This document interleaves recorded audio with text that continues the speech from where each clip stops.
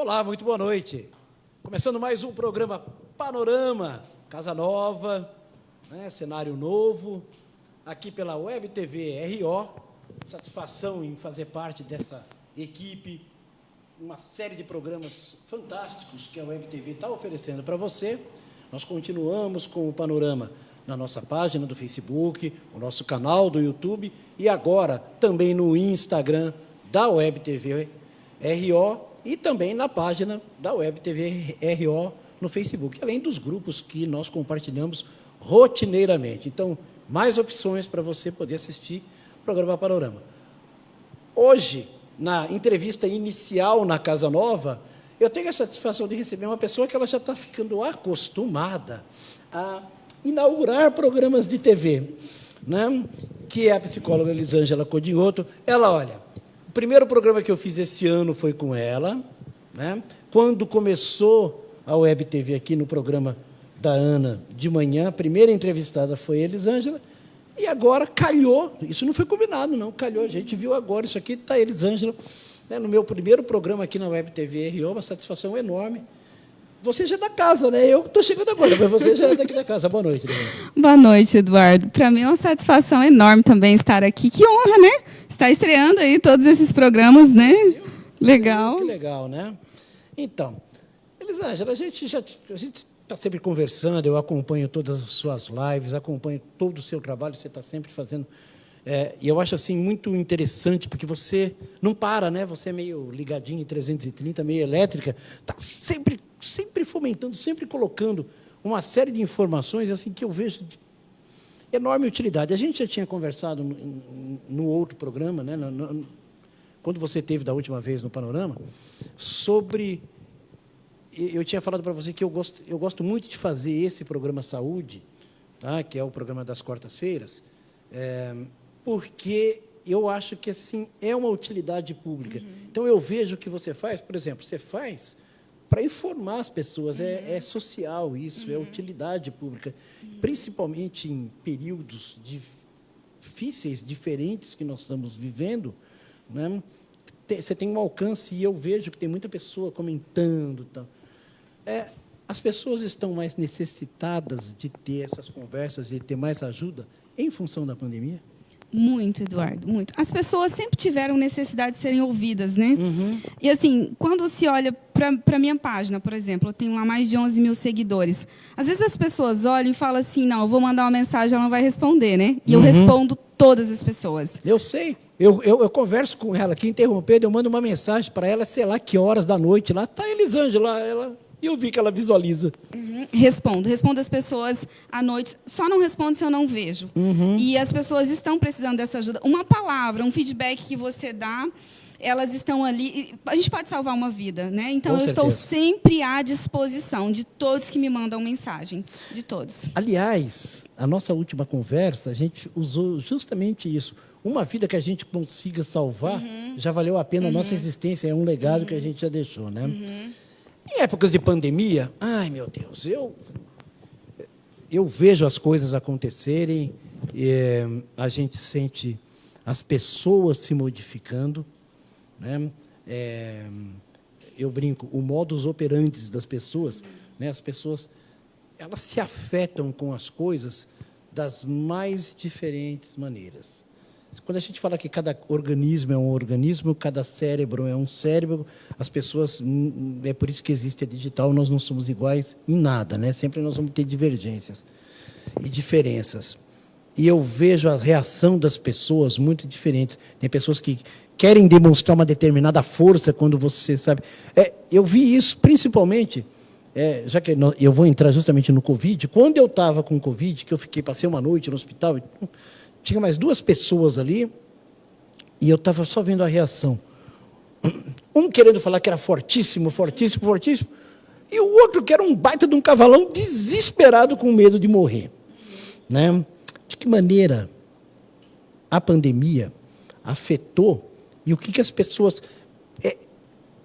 o grande problema é a pessoa detectar ela mesma que ela está precisando de ajuda. Eu acho que esse é o primeiro passo, que é o mais difícil. Eu não sei se você, como profissional, pode me responder. Mas Não, eu não estou precisando de ajuda, eu não estou precisando de ajuda. As pessoas têm uma certa resistência em achar que precisam de ajuda. Não? E a pandemia, ela afetou muito mais do que o antigo normal, porque nós estamos num novo normal? Eu gosto dessa expressão, novo normal. A pandemia afetou, sim. A pandemia, ela foi lá e desencravou coisas guardadas, emoções guardadas, né? Tanto que os estudos... existem, né, atuais estudos aí em relação a esse pós-Covid, as consequências do Covid. E uma das conclusões é que as pessoas que tinham algum tipo de sofrimento mental, algum tipo de perturbação mental, isso foi muito mais aguçado e prejudicado em relação ao vírus, né, quem teve contato com o vírus. E ainda assim, quem também não teve contato com o vírus, a própria questão, né, de viver em pandemia, de estarmos em pandemia, foi suscitando emoções guardadas ali, prejudicando o emocional e, consequentemente, se prejudica as emoções, prejudica o físico também, a parte orgânica. Ou seja, é tudo consequência, né? Uma tudo coisa, consequência da outra. Tá.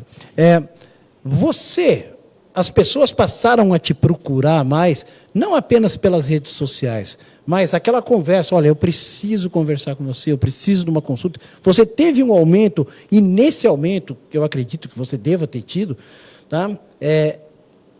Muita influência psicológica mesmo do Covid? Assim, Eduardo, existe uma questão que eu ainda não decifrei, se o aumento dos meus atendimentos psicológicos, dos casos, foi em relação à pandemia ou se foi em relação ao meu crescimento profissional. Eu não descobri isso ainda. As duas coisas caminharam juntas no período, isso, né? Pode ser que foram as duas coisas. Mas, assim, o que eu observo? Se a queixa da pessoa, o sofrimento mental está relacionado às questões ambientais e às questões até mesmo do pós-Covid, né? Se tem alguma relação com o próprio vírus.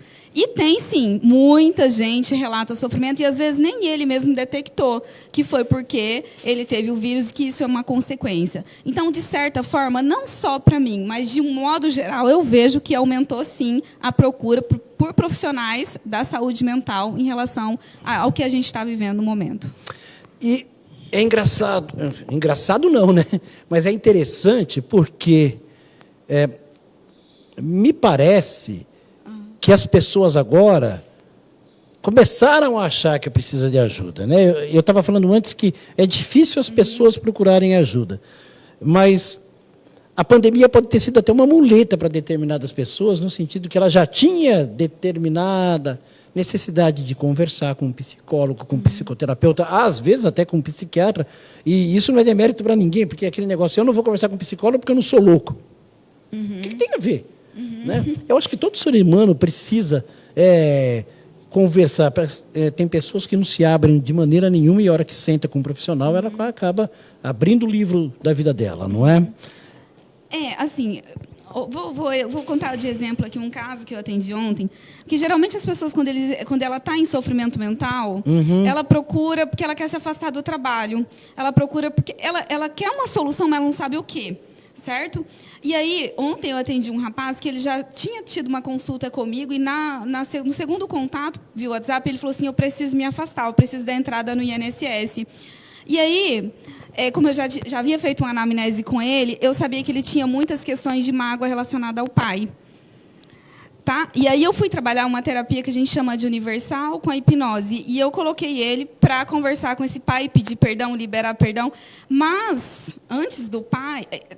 para conversar com o pai, todas as pessoas que ele tinha mágoa, que eu sabia que a mágoa era uma das causas do sofrimento mental dele. E aí, em hipnose, a pessoa traz a real causa. Na fala dele, consciente, ele me disse que seria o pai. Mas, de forma, em hipnose, era a mãe. A pessoa que não acreditava nele, a pessoa que menosprezava ele, a pessoa que diminuía ele. E ele no trabalho não ia bem, nada ele ia bem na vida, no relacionamento com a esposa, quase se separando. Ele tinha canalizado a figura do pai, mas, na verdade... era a mãe. Entende? Que coisa. Isso. Então, você vê, as pessoas acabam procurando ajuda, porque, na visão dele, ele precisava se afastar do trabalho. Entende? Eu conheço várias pessoas assim. Sim, tem muita gente aí. E, no fundo, o que ele precisa é tratar algo que está relacionado à infância, à adolescência ou algum momento traumático específico da vida. Você sabe que eu fui bancário quase 40 anos, né, na área. Sim. E a gente até conversou, né, sobre isso. Eu sempre falo que bancário é um cara totalmente neurótico. Meus amigos bancários, meus colegas, pelo amor de Deus, me desculpem, né? Mas a gente sabe que a gente passa por pressões dentro de banco que as pessoas não entendem. Pressão de que você está atendendo, a pressão de cima, tá? E vem a pressão emocional mesmo, porque você está lidando com pessoas que às vezes você detecta a necessidade de uma pessoa e você fica tentando ajudar essa pessoa e você não pode, pelas regras da instituição financeira. Cara, e aí você se condói, porque quando você trabalha em cidade menor, então, você conhece a pessoa, você fica assim, você fala, esse cara vai pagar. Né? Eu sei que ele vai pagar, mas as regras não permitem que você faça. Então, você acaba trazendo uma série de problemas que não são seus, fora todos aqueles que você já tem, né, para dentro de você.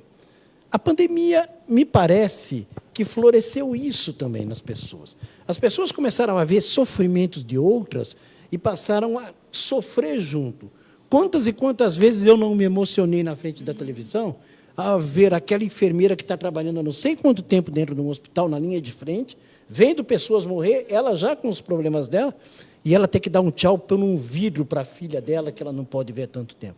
De uma maneira ou outra, as pessoas que assistem aquilo, que vê esse tipo de cena, acabam internalizando problemas. Sim, né, a gente que não é psicopata, né? O psicopata ele não se coloca no lugar do outro, né? A gente que é não tem empatia, né? A gente que é neurótico, na verdade nós todos somos neuróticos. Obrigado pela força que você acabou de me dar, porque eu tinha certeza que eu era. Porque ou você é psicótico ou neurótico, né? Então, se a gente está dentro de um quadro de neurose, significa que a gente está dentro de um padrão de normalidade aí. Enfim, mas a gente sente, sim, a dor do outro. A gente sente, a gente se preocupa. E eu vejo o quanto tem pessoas ajudando umas às outras. Apesar de todas as consequências, eu vejo que a gente está evoluindo. Nesse aspecto da solidariedade, eu acho que sim. Né? Até pelo fato de se emocionar com a dor do outro. Nós deixamos de ser mais frios com relação, né?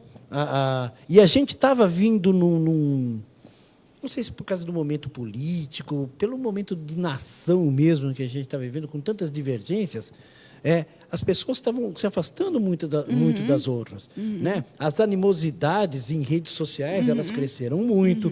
No dia a dia, né? No corriqueiro do dia a dia, as pessoas não se importavam mesmo. Eu falo isso porque eu deixei de ter amigos, não eram amigos, eram pessoas que eu pensava que eram amigos, que sei lá, eu não gosto do presidente, ou eu gosto do presidente. Se essa pessoa pensa diferente, virou assim, tudo que você já foi na vida como amigo, que você possa ter ajudado ou ter sido ajudado por essa pessoa, foi por água abaixo. Então, eu vejo assim que a pandemia talvez sensibilizou um pouco mais no momento de tanta animosidade. Não é falar que tem o lado bom da pandemia, não é isso. Mas a gente, vamos voltar no termo do novo normal, talvez o novo normal sirva para estreitar esses lados das relações humanas? Sim, na verdade, nós somos as nossas relações. Eu penso, assim, de todas as teorias que eu já estudei, o objetivo da vida aqui é a gente se amar, é a gente amar o próximo, é a gente colocar em prática aquilo que Jesus deixou como principal mandamento, amar a Deus sobre todas as coisas e o próximo como a ti mesmo. Esses dias eu estava conversando com uma pessoa simples, sem estudo, e ela disse bem assim para mim. Eu vou até abordar um tema aqui bem polêmico, tá? Ótimo. E ela disse eu assim, quase não gosto disso. E ela disse assim que, conversando com outra pessoa, falou assim, aquilo que você sente lá na igreja, aquela emoção, não é Deus. Aquilo lá é um hormônio, liberação de hormônio. Nossa. Sério? Não, estou interpretando a frase aqui, Sim. porque aí se... Vixe, Maria. Sério. Aí eu concordo com ele, é verdade. Mas o que faz você liberar o hormônio da felicidade, endorfina, serotonina, ocitocina, entre outros, lá a química da felicidade, é o bom sentimento, é o pensamento positivo, é o amor. E Deus é amor. Você quer saber onde está Deus? O endereço de Deus é o amor. Entendeu? Então, para que você libere aquilo lá, por exemplo, você está na igreja sentindo aquela euforia, sentindo a presença de Deus, é sim uma liberação hormonal. Mas, para que aquilo aconteça, teve um objetivo, que é falar no perdão, que é você, muita gente lá perdoar, liberar perdão para quem tem alguma dívida, enfim, né? Ficar de bem com Deus, fazer um acerto, e aí ficar de bem com o seu próximo. Então, é uma liberação de hormônio. Então, a pessoa fica, ai, aleluia, e pula, não sei o quê, entendeu? Não, é uma questão hormonal, é isso. Legal. Então, aí, já que você entrou, eu já falei que eu já não gosto, né? Então, é o seguinte, Elisângela. uma das maiores comoções que nós tivemos, né, principalmente, Rondônia é o estado com o maior percentual de evangélicos do Brasil. Né? Per capita, nós somos o estado com o maior percentual de evangélicos, então nós temos uma proliferação de igrejas evangélicas, de igrejas, né, de cultos religiosos.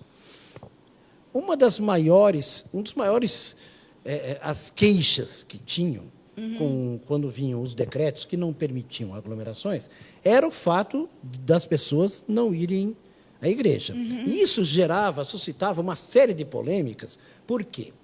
Porque vinha a pessoa, não, você não precisa ir na igreja para conversar com Deus. Deus tem que estar dentro de você, Deus está no teu coração, Deus é amor, né? Como você falou. Mas ainda assim, e aí vinha o outro lado da história. Né? Não, os pastores estão querendo todo mundo para lá, porque está faltando dízimo. Os caras falavam um mundaréu de coisa. Né? As pessoas sentem muito a falta de não conseguir demonstrar a sua fé em público. Eu penso que as pessoas precisam de normas. Talvez dentro das suas casas elas não conseguiriam ter a norma, a regra de buscar Deus como o líder. Ou seja, ela tem a necessidade do tempo. Sim, sim. Porque ela tem um líder, lá tem alguém que vai pregar, ela vai buscar aquilo. Existe uma condução e as pessoas preferem ser conduzidas. Isso. O ser humano, a psicanálise mesmo fala, de forma inconsciente, ele necessita dessas normas, dessas regras. E o fato de ir à igreja, de ouvir, é como se fosse uma rotina, entende? O ser humano gosta de rotina. Entende? Você falou que o ser humano gosta da rotina. Sim. E gosta de sair dela também, né? Tem gente que não. Tem gente que não? Tem gente que não. Eu conheço assim pessoas extremamente metódicas, assim, extremamente rotineiras, né? Assim, mas essas pessoas não acabam sendo dependentes demais desta rotina ou de que outras pessoas façam determinadas coisas para elas? Isso que é o perigo, né? Porque às vezes a pessoa coloca assim, eu vou à igreja, vou lá, escuto e pronto, já cumpri minha missão em relação a Deus. E Deus está contente comigo, legal, fui lá, orei e tudo bem. Sim. Aí é onde entra aquilo que você falou. Teve um dia que eu escutei acho que foi um pastor falando assim, a igreja começa a nossa casa. Né? E aí eu falei, cara, é verdade. A igreja começa a nossa casa, com os nossos filhos, né? A gente tem que começar a ler a Bíblia em casa. Mas teve um pastor que falou isso no meu programa. Falou?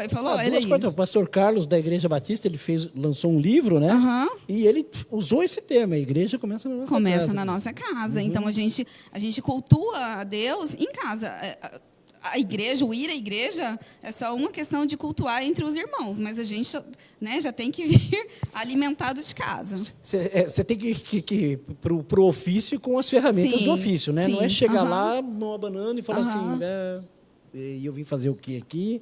Né? Só o fato de pisar lá dentro, Deus está achando que eu estou aqui na casa dele, até porque se você não tiver levado Deus consigo para dentro do templo, não adianta nada você estar lá dentro. Né? O que foi falado lá, a mensagem que é passada, entrou por um ouvido e saiu pelo outro. No seu dia a dia, com as pessoas que você tem em tratamento, com as pessoas que são suas clientes, tá, que você conversa, você acha que a religiosidade aumentou com a pandemia? Não, eu acho que a religiosidade não aumentou, acho até que diminuiu. Eu fico triste com a... Eu pensava exatamente isso. E eu achava que a resposta era diferente. E agora você falando... Sim, eu acredito até que diminuiu. E eu fico triste quando eu ouço o termo religião. As pessoas, às vezes, se apegam à religião e esquecem de Deus, sabe? Eu já vi pessoas, por exemplo, que são extremamente religiosas, de ir à igreja todo final de semana, de fazer estudos, enfim. E aí, no momento em que ela se sente superior a alguém, que ela tem um tipo de poder, ela maltrata o próximo. Aí eu falo, cadê Deus? Cadê Deus dentro de você? Cadê? Né? Queres um galeguinho dele um cadinho. Isso é um ditado basco, tá? Depois eu conto para você. Mas, na verdade, traduzindo é o seguinte, você quer conhecer uma pessoa? Dá um poderzinho para ela. Né? Tá? Isso a gente, na sua área de psicologia, na área nossa da imprensa, na área de banco, em qualquer lugar, você vai ver que a grande maioria dos casos, se você der um poderzinho para alguém, essa pessoa aí vai ficar meio... É o que a gente chama do seguinte, subir o salto. É verdade. Né? Subir o salto. Vocês podem subir o salto, a gente não pode subir muito o salto, não. Então, Eu falei para a Elisângela que eu ia explorar muito essa conversa de período de pandemia, até porque eu vi que você estava postando estudos, né, alguma coisa assim. Eu não vou me aprofundar muito agora, não vou me aprofundar mais depois do intervalo, porque aí eu vou fazer uma pergunta e vou deixar você falando mais o tempo todo, tá? Porque você está estudando isso, porque você está trabalhando isso. Eu queria, antes do nosso intervalo comercial, conversar com um negócio rápido contigo, porque não estava nem no que a gente pensava em conversar, mas é que eu vejo que você utiliza e que você, até a própria foto da chamada do programa, né, foi lá de cursos de hipnose, e você tem trabalhado bastante com ela. Muito, muito. A hipnose é incrível, porque a hipnose é uma forma fácil de acessar a mente e estabelecer lá as mudanças que a gente quer, transformar as emoções, tirar uma emoção negativa que está adoecendo e colocar uma positiva.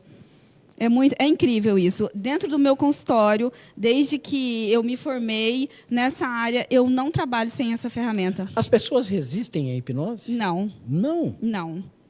Eu achei que ia ter uma resistência das pessoas falarem assim, o que você vai descobrir dos meus segredos aqui dentro? Depois, até porque o foco do profissional não seria isso. Depois que a gente explica, porque eu não faço nada sem explicar, entende? Explico o modelo da mente, explico a ferramenta. E outra coisa, a pessoa, quando ele chega em sofrimento, ele não quer saber o que você vai fazer, ele quer tirar o sofrimento. E enquanto ele está vivenciando o processo, ele fala, cara, isso é Deus. É incrível, isso é Deus. Muito obrigada. Mas, enquanto a pessoa está vivenciando o processo, ele quer tirar esse processo ruim que talvez esteja dentro dele. Mas as pessoas, por exemplo, não têm vergonha, receio de expor esse lado ruim, que ela considera um ruim? Porque Não. se ela ficou tanto tempo para ir falar, porque, não sei se a maioria, mas acredito que um grande número de casos seja de pessoas que você deve ter atendido várias vezes, de pessoas que, olha, eu relutei muito em vir aqui. Né? Eu acredito que você deve ter ouvido. Aliás, essa deve ser uma das frases, se não a que você mais ouve de quando a pessoa... Pensei muito antes de vir, relutei muito, porque eu tenho um receio, tal. Aí vem o lado profissional, da boa profissional, te quer falar, aqui é assim, assim, assado. E vem aquele lado do poder do convencimento, que a pessoa, ela se convencer da necessidade que ela tem. Se ela já deu o primeiro passo de até o profissional, é porque já é mais de meio caminho andado. Eduardo, olha, eu digo que 90% de casos de sofrimento mental grave tem a ver com abuso. Tá? Lembrei de qual foi a entrevista primeiro. Foi de abuso que a gente estava falando, né? Foi o que nós falamos, né?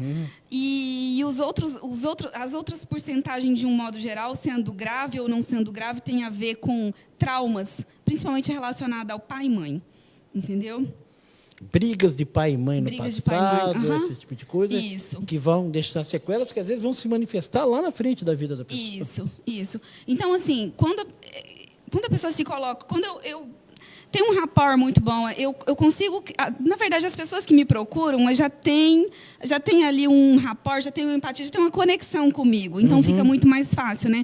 Quando se trata de abuso, por exemplo, um dia eu atendi um rapaz e ele falou assim, um homem de 40 e poucos anos, e ele disse assim, eu preciso trazer meu pai e minha mãe aqui para falar sobre isso, que eu não vou conseguir falar com você. E na hora eu já falei assim, é abuso? Aí eu falei, eu já fui abusada aos 4 anos de idade. E aí ele contou, entendeu? Falou, você que está aqui. Aí acabou de ter a confiança que ele precisava para estar aí. E aquilo que ele falou, preciso do meu pai e da minha mãe para falar. Não, ele não precisava do pai e da mãe. Ele precisava, era dar uma força. Porque, na verdade, quem vai se curar é a própria pessoa. Sim. Né? Você vai ser o instrumento da cura dele, mas a cura é ele mesmo. Está dentro dele. Tudo que ele precisa, tudo, está dentro dele mesmo. Legal. Gustavo, está na hora do nosso intervalo. Nós estamos indo para o intervalo comercial muito rapidinho. Na volta, esse show de conversa aqui com a psicóloga Elisângela Codinotto. É rapidinho, já eu volto.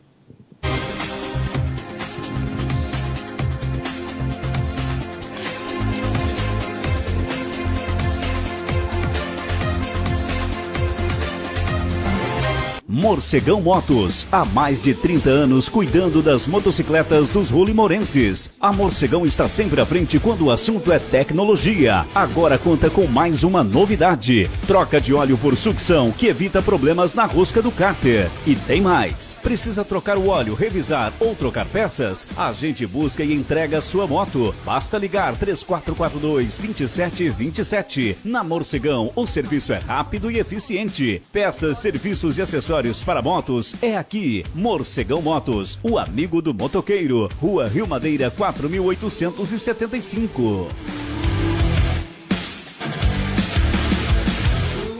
Ciclovida, tornando sua vida mais saudável. As melhores marcas de bicicletas, acessórios e vestuários. A única com oficina credenciada. A sua bike no tamanho correto. Capacetes, sinalizadores, farol, sapatilhas, pedal clipe. Vendas infantil, infanto-juvenil e adulto. E pedais esportivos. Pedala Rolim e região. Ligue 3442-1009. Quer economizar na hora de comprar medicamentos? Então Drogarias Rede Popular é o seu lugar. Na Rede Popular temos medicamentos pelo menor preço. Vejam essas ofertas. Mega Ômega AZ R$ 39,99. Protetor solar 200 ml R$ 69,99. Toda a linha de floral R$ 29,99. Leite Ninho R$ 12,75. Drogarias Rede Popular. Fica na 25 de agosto 4.980, esquina com a Norte Sul. Peça pelo Disque Entrega 3442-2529 ou 98491-4918. Drogarias Rede Popular. Compromisso com sua saúde. A Casa Esporte há mais de 36 anos na cidade de Rolim de Moura. Tem o carinho com cada cliente, onde a gente atua na área de caça, pesca, camping e todo esporte em geral. E você, amigo cliente, é o nosso maior tesouro, o nosso maior prêmio.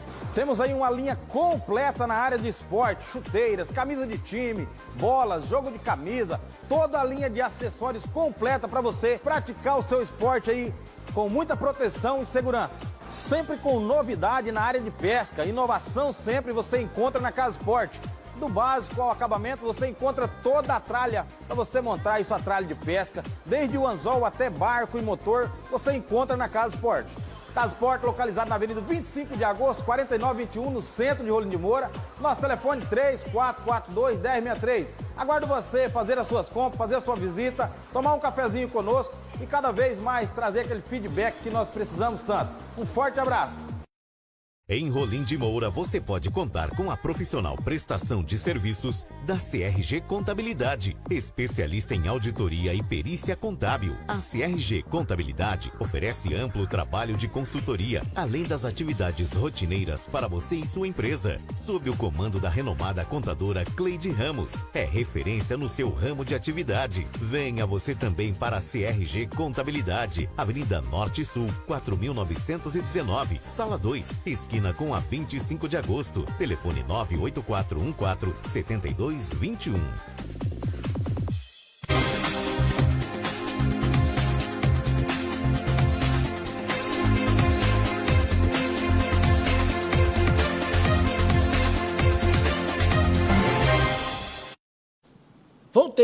Voltei com o programa Panorama de estreia aqui na Web TV RO, com a psicóloga Elisângela Codinhoto.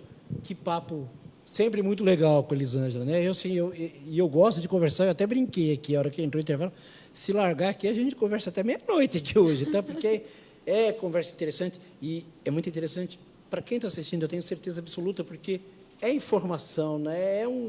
Às vezes, aquele medinho que a pessoa pode ter, e é que a gente estava comentando até agora, talvez venha a coragem para ela de ver isso, de procurar um profissional, né? Procurar ajuda. Todos nós precisamos. Vamos entrar num lado que... Ela parou o olhinho assim. Qual será o lado? Que é o lado da morte na pandemia. As pessoas encaram a morte de diferentes maneiras, né? Tem as pessoas que se chocam.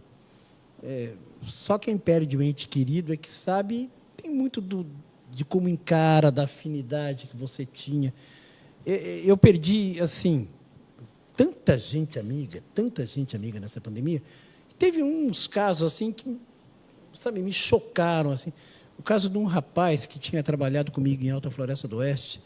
Eu o contratei para ser menor aprendiz no banco, que eram os menores carentes que o banco contratava. Ele morava na frente da minha casa, o Marquinho. Quando eu falo de legado que eu deixei como profissional na área bancária, eu sempre falo assim, meu legado foi os gerentes que eu formei. O Marcos era um cara que, de ajudante de açougueiro, né, virou gerente do Bradesco, era gerente do Bradesco em Espigão. Infelizmente, o Covid levou. Fiquei tão chocado quando eu fiquei assim, conversando com as irmãs dele, pessoas que eu conhecia, porque era no meu dia a dia, tantos anos morando um na frente do outro. Tá? Amigos daqui da cidade, comerciantes daqui, a gente fica chocado. Né? Agora, as famílias, as pessoas, né? O luto no Covid. Existe um ditado que fala que sofre quem fica, né? Quem vai não sofre. Mas e na hora do adeus? Né? E as pessoas? A gente estava conversando com a Elisângela, velórios sem família, velórios sem poder abrir para dar aquele último adeus. Não é? E eu vi que você está falando sobre isso, que você está escrevendo sobre isso. E aí que eu falei, agora eu vou fazer uma dissertação breve, e a palavra é dela agora. A Elisângela fala sobre o assunto, e eu vou perguntando, porque você sabe que eu sou curioso, né? Sim. Primeira coisa que eu tenho que falar é, para você que tem seus parentes vivos, as pessoas que você ama vivo, faça o que você tem que fazer hoje. Abrace hoje, ame hoje, presenteie hoje, leve para almoçar hoje. Faça o seu melhor hoje. Porque esse é o nosso problema. A gente vive como se não fosse morrer. E aí, quando morre, quem mais sofre é quem tem culpa, Eduardo. A culpa é a maior causa da depressão, de um modo geral. É preciso amar as pessoas como se não houvesse amanhã? Sim. Sim. E aí, quando morre, principalmente dessas mortes de Covid que são inesperadas, o que acontece? Ah, se eu tivesse feito aquilo. Aí a culpa surge. O arrependimento. Aí é isso que eu ia falar. Sentimento de culpa. Né? Aí, eu poderia ter feito daquele jeito, aí a culpa entra. E aí, a culpa entrando, instala-se as principais causas da depressão. Teremos muita gente com depressão mais à frente, tá? Eu vi o Cortella falando isso numa entrevista na TV Cultura segunda-feira. Sim. Por quê? Porque não fizemos o que deveríamos ter feito, não perdoamos o que deveríamos ter perdoado, não amamos o que deveríamos ter amado, entende? Oração de São Francisco. Falei agora bonito, hein? Foi quase um poema. Uma outra questão é porque na nossa cultura a gente tem todo aquilo de fazer o velório, de cultuar ali, né, o nosso ente querido. O ato da despedida, né? Isso, e de receber, né, os amigos, enfim, fazer aquela despedida toda. E aí as pessoas estão sofrendo, quando eu atendo as pessoas que estão né, vivenciando o luto ali... Por não ter feito o ritual. Por não ter feito o ritual. Gostaria de ter feito o ritual. O maior sofrimento delas, às vezes, não é nem porque a pessoa morreu. Perdeu a pessoa, é porque não fez o velório. Nossa. Isso, exatamente. Cara, isso é tão profundo. Profundo. Então, é cultural, né, do nosso povo. A gente tem esse costume. Os outros foram feitos, as outras pessoas fizeram. Esperava receber colocar aquela coroa de flores, fazer aquele culto, né, fazer aquele ritual todo. Nossa. E o fato de não poder fazer esse ritual gera mais sofrimento junto à culpa, entende? E aí, deixa eu te perguntar uma coisa. Essa culpa, algumas pessoas já estão sentindo assim meio que de imediato. Mas eu acho que a ficha vai cair mais de períodos para frente, não é? Sim, porque o luto é normal que a pessoa sofra até 1 ano. Com 2 anos já é patológico, entende? Então, se existe alguém que está aqui nos escutando, tem mais de 2 anos que está sofrendo por alguém que faleceu, que morreu... Procure ajuda. Procure ajuda. Procure ajuda rápido. Entende? Então, o que eu observo? Às vezes eu atendo alguém que tem um mês que a pessoa faleceu, que o amigo, o parente, o pai, enfim. Então, é perfeitamente normal sofrer. A gente não quer sofrer, mas o sofrimento faz parte. né? Agora, O sofrimento é de quem fica. né? Então a gente tem que agora, é claro, é interessante que procura ajuda que dentro ali do atendimento psicológico a gente vai entender o que está gerando esse sofrimento, o que eu posso contribuir para que essa pessoa elabore mais e ele passe com mais rapidez pelas fases do luto, porque Elizabeth Kübler-Ross é uma escritora que ela fala sobre a morte e o morrer e ela coloca aí 5 fases do luto. Então logo que eu recebo um paciente eu vou identificar em que fase que ele está. E O aí, luto tem fases. o luto tem fase. E o luto não é só pela morte morrida, né? Às vezes a perda de um amor é um luto. Às vezes um luto muito mais dolorido do que alguém que morreu ali de verdade. Nossa, tem gente que carrega para a vida inteira esse luto. Sim, sim. E aí carrega esse peso. Eu não falei no sentido da risada, não. Eu falei assim no sentido de que eu conheço pessoas que nunca mais se relacionaram porque... Nossa, conheço casos de pessoas que terminou um noivado perto do casamento... Nunca mais teve relação nenhuma com Ficou ninguém. preso lá Ficou naquele preso fato. naquele relacionamento. Né? Porque assim, a nossa... Putz, isso é um luto, olha só. Isso é um que luto. coisa. A primeira fase do luto, Eduardo, é a negação. Nego. Eu não acredito, eu não quero aceitar que isso acabou. Posso fazer um parênteses? Sim. A primeira fase da maioria dos problemas que você, como profissional da área de psicologia, atende, é a negação a primeira fase, ou não? Não, porque se ele vem por conta própria procurar ajuda, ele já não está mais negando o problema, né? Já decidiu. Mas será que ele pode ter decidido, mas ainda assim ele tem a resistência? Não é uma forma dele estar negando? Ou ele vai apenas para falar, eu vou só para o desencargo de consciência? Tem alguns que sim, tem alguns que sim. Por isso que o pagar na psicanálise, o pagar na psicoterapia é muito importante, porque o ato de depositar um valor ali, eu estou pagando para me ver livre disso, né? É muito importante. Mas aí é o sentimento do bolso mesmo, né? Que a gente fala que as pessoas sentem quando dói no bolso, né? Sim. Agora que eu já te interrompi, você pode continuar com as fases do luto que a gente estava conversando. Então, a primeira fase é a negação. A segunda fase é a fase da revolta. A pessoa começa a se revoltar. Mas por que isso aconteceu comigo? Poderia ter acontecido com outra pessoa. Por que eu não morri no lugar dele? Né? Por que isso Porque aconteceu? Deus fez isso comigo. Porque Deus fez isso. Então, existe ali uma revolta em relação ao que aconteceu, o que está ligado à fase de negação. Posteriormente, existe a barganha. Né? Tem muita gente que... Para Freud, seria um mecanismo de defesa. Mas a barganha seria assim... eu vou fazer isso agora, eu vou fazer o bem para as pessoas que estão... Vou exemplificar aqui de Covid. Agora eu vou distribuir cesta básica para as pessoas, eu vou negociar, porque Deus vai me dar isso de volta. Sabe? Então, ele começa a negociar de alguma forma. Porque antes eu não fiz. Isso também já revela uma culpa, né? Eu ia falar isso, é um sentimento de culpa por não ter feito nada anteriormente. Isso. E acha que, utilizando disso, eu vou dar cesta básica para todos os pobres da cidade. Deus me perdoou, que não sei porquê, agora eu estou... Sim. Começa a negociar. Barganha é uma negociação. Ou negociação, né? Tanto faz. E aí, essa é a terceira fase. A quarta fase é a fase da depressão. A depressão, por pior que seja, com o nome diz, né, depressão, ela não é ruim, porque ela está a um passo do enfrentamento, que é a última fase. Então, quando eu observo... Mas aí não é uma bifurcação? Ou ela vai enfrentar ou ele vai se entregar de vez? Também. Quando ele chega aí, pode ser que se ele permanece nessa fase onde ele entende que perdeu, mas ele não quer sair. Também pode ser que tenha ganhos secundários aí. Né? Então, a gente analisa tudo isso. Porque se ele para na fase de depressão e não passa por enfrentamento, é onde a gente vê o luto patológico se instalar. Que vamos falar, no caso do amor, é aquele que ficou pro resto da vida, tal, porque a hora que chegou na bifurcação, parou, não tomou nem o lado esquerdo, nem o lado direito. Sim. Foi fim da vida e ficou estacionado naquilo ali. Sim, por isso que é interessante o tratamento, porque ajuda as pessoas, a pessoa que está sofrendo a passar pelas fases, primeiro ajuda a identificar, ajuda ela a vivenciar essas fases, e é interessante quando eu explico, né? Explico para os meus clientes. Eu dou quase uma aula de psicologia para os meus clientes. Que é o que nós estamos tendo aqui agora. Sim, eu vou explicar para eles tudo. E aí ele fala, puxa, não tinha reparado isso. Então ele vai se percebendo como ele funciona. Né? Como as emoções funcionam, como é que funciona, o porquê que está acontecendo isso e aquilo, e eu ajudo ele, então. E nessa fase do Covid, vamos aqui para o prático agora, obviamente, não existem nomes disso, mas dentro dos casos estatísticos que você tem, essas fases do luto, qual é a que a mais predomina na hora que você tem conversado com as pessoas? A depressão. Já chega nessa fase da depressão? Dependendo, assim, se for algo muito recente, a negação.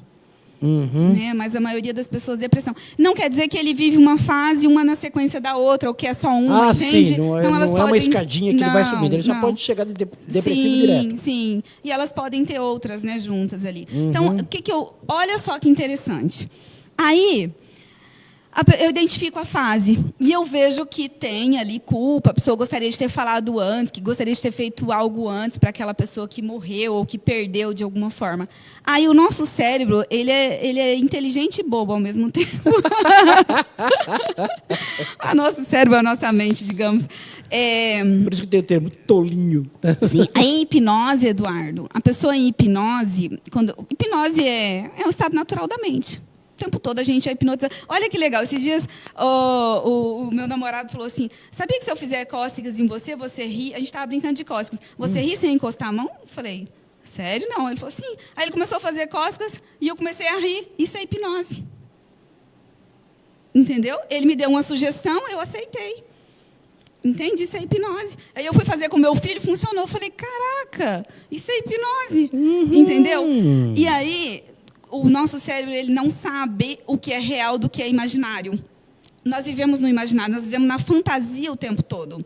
E quando eu coloco a pessoa em hipnose, para que ela fale o que precisa falar, que não foi dito para a pessoa que se foi, quando eu peço para ela pedir desculpa, para colocar a raiva para fora, para perdoar, enfim, o nosso cérebro reconhece que foi feito. E foi. Entendeu? Por exemplo, no caso... de um velório que não foi realizado como a pessoa gostaria, dentro da nossa cultura.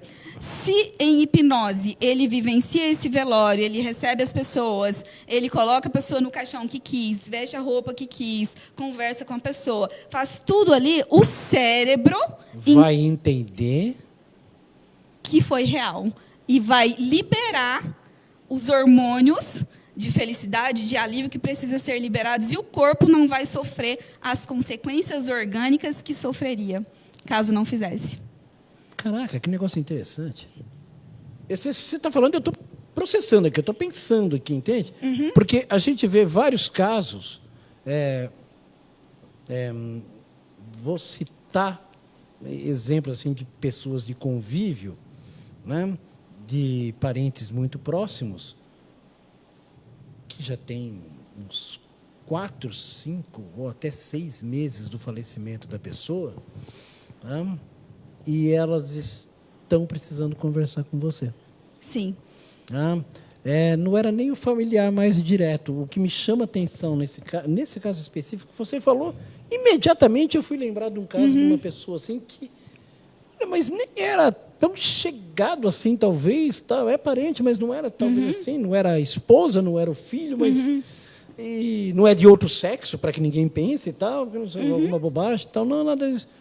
E a pessoa está para baixo até hoje pelo falecimento daquela pessoa e acho que em vida, talvez, a gente nunca sabe, mas talvez aí vem o lado da hipnose, né? Talvez essa pessoa tenha feito uma coisa que magoou outra simples, nunca teve a coragem ou a oportunidade de pedir a desculpa que deveria ser pedida.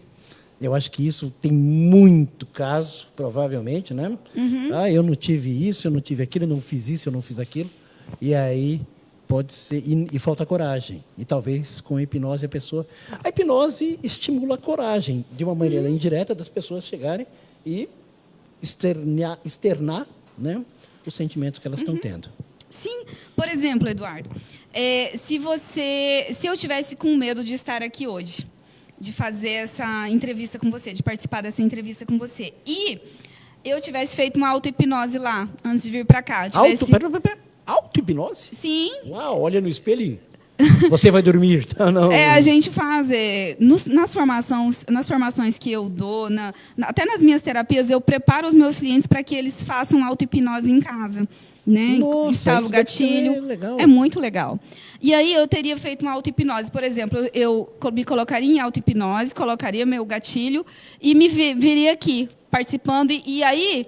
o meu cérebro e a minha mente já iria gastar a energia do estresse que iria me gerar aqui. Ou seja, quando eu chegasse aqui... é um dínamo. Isso, quando eu chegasse aqui e fosse participar com você, eu já saberia o que iria acontecer, o meu corpo não iria liberar os hormônios, né?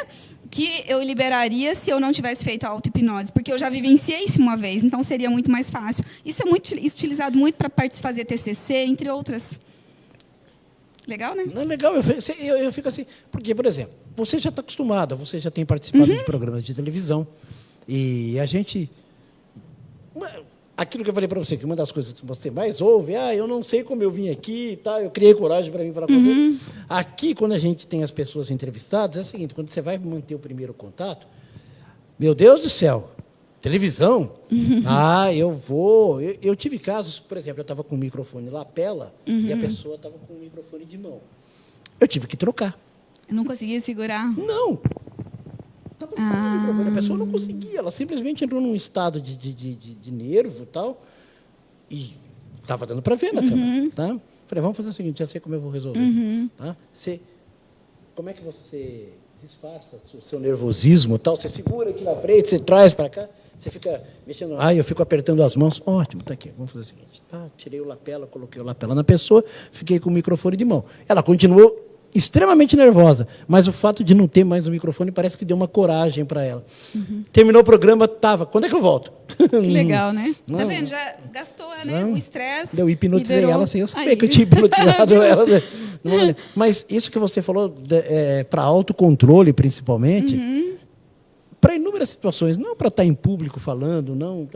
Se eu falar para você que eu sou um cara sempre fui considerado um cara extremamente tímido, eu era. Tá? Mas, em um determinado momento da minha vida, eu tive que trabalhar isso de uma maneira talvez até inconsciente, para poder conversar, para poder falar em público. Sempre acho assim, extremamente importante a gente ter conhecimento, leitura, informação à base de tudo. Né? Então, quando as pessoas vão procurar uma profissional da área de psicologia, ela agrega informação. Eu acho que é isso que encoraja também. Tá? Porque é um novo, não é? É algo que ela não está acostumada no dia a dia dela, e aí você... instrumento dessa coragem para a pessoa. É porque, assim, Eduardo, o medo é uma emoção que vem para nos proteger. Né? O medo, ele ativa ali o sistema nervoso autônomo, o simpático, e você fala assim, olha só, Eduardo, se prepare que vai acontecer alguma coisa. Então, as pessoas têm medo de exposição, né? Ele fica ali em alerta com medo. A depressão não é algo ruim, se a gente for analisar, porque ela só quer nos defender. A depressão é um conjunto de reações orgânicas e emocionais dizendo para você que não está bem. Ela vem para defender você. Vai dar curto-circuito aqui na máquina. Você tem que chegar e pensar em alguma coisa. Sim, é isso. Pois é. Quando você manifestou isso, que a depressão ela não é totalmente ruim, eu até parei aqui na hora e falei, mas... até citei o caso da bifurcação, né? Porque ela pode te levar para o lado do extremismo de você tirar a própria vida, por exemplo, né? Que é o grande ápice aí dos processos depressivos de quem pega o lado errado da bifurcação. Eu não vou nem falar errado da bifurcação, mas pega o lado de acabar com a própria vida, de desistir, né? E o outro lado, que é o lado do enfrentamento que você colocou. Eu achei extremamente interessante isso. É interessante demais. E o ser humano, ele é uma caixinha de segredo, tá? Às vezes tem coisa tão boba que ele fala assim, em clínica eu vejo assim, nunca contou, mas não contei isso pra ninguém. E ele faz todo um preparo para me contar, e eu falo, mas é só isso. E o que era? Eu tenho a unha do dedinho encravada. Cara, você não tem nada a ver. E ele está sofrendo com aquilo, está quase morrendo, está pensando em suicídio. Mas, cara, é a dor dele, é o medo, é a fantasia dele, é o fantasma dele. Entendeu? E aí não é uma canalização de todos os outros problemas num problema menor? A gente fala isso de compound negativo, entende? Suponhamos que lá na infância, o pai que tem autoridade, os pais hipnotizam os filhos o tempo todo, porque os pais são autoridade, professor, né? Enfim, qualquer pessoa que tem autoridade na vida de uma criança, ele hipnotiza com algum tipo de formação que atravessa... As mães professoras, Sim. então? E você é mãe e é professora, Sim. certo? E psicóloga ainda. Eu falo pro meu filho todo dia, você é lindo, você é inteligente, você é tudo, você... Sabe? Meu Deus do céu, ainda não está 100%, mas imagine se eu não fizesse, né? Claro, nós que temos que dar o apoio. Sim, então, as autoridades, eles têm, os pais, se falam que o filho é burro, fala que ele é sem vergonha, vagabundo, que não presta, filho, pai, mãe, você vai ter um filho assim, infelizmente, é seu produto, entende? É isso, a gente tem a autoridade, a autonomia para hipnotizar os nossos filhos positivamente ou negativamente. E isso a gente fala de um compound. Dentro da terapia eu tenho que desfazer isso, entende? Perfeito. Eu vou desfazer, colocar positivo. Você é inteligente, eu posso. Mãe, eu posso tudo que eu quiser. Pai, eu posso tudo que eu quiser. Eu sou incrível, eu sou incrível, eu sou incrível, entendeu? A gente faz isso, sabe? E liberta. E a pessoa sai de lá falando, eu sou incrível, eu sou o Superman. Eu vou lá fazer uma consulta e você vai me hipnotizar e eu vou sair falando, eu vou ganhar sozinho na Mega Sena, tá? Nós vamos sair desse jeito, brincadeira. Elisângela, está acabando o nosso tempo. E eu falei, 1 hora é sempre pouco para nós, né? Eu sempre fico muito contente de te receber, porque é sempre de uma fluência em entrevista. Começamos há 5 minutos e já passou 1 hora, né? Que negócio tão rápido. Eu trouxe aqui até uns dados aqui. Ela trouxe dados, nós nem falamos disso aqui, a gente vai falando, vai entrando na conversa, e eu acho que é isso que fica legal. Que legal. E é assim que a gente gosta de passar a informação, porque ela fica mais no linguajar que o pessoal que está lá assistindo está tentando entender, né? Sim. E a gente sabe que as pessoas estão precisando de ajuda, de uma maneira ou de outra. Pode ser na fé, pode ser na ciência, mas não pode deixar de se ajudar. Não pode. Né? Eu acho que isso é fundamental. Deixo aquele clichê, né? Eu abro agora para suas considerações finais.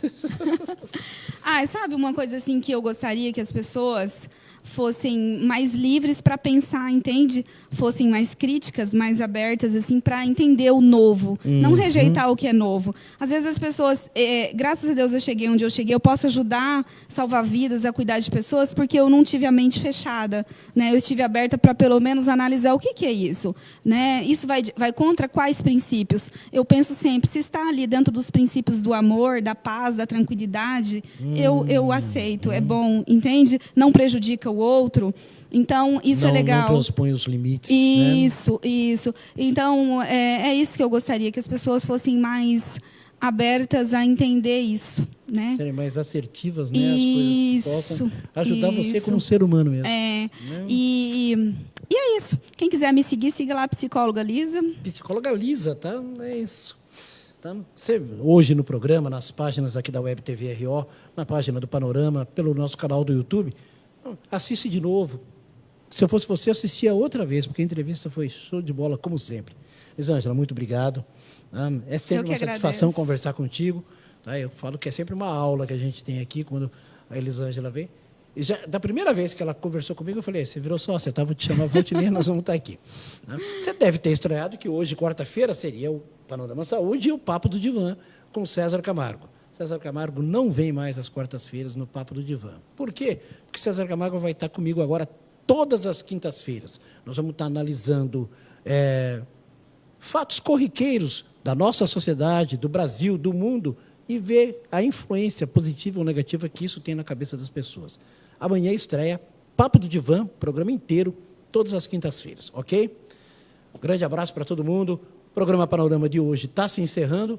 Amanhã, 18 horas, pela nossa página do Face, pelo nosso canal do YouTube, pelo Insta e pela Web TV RO, nós estaremos de volta.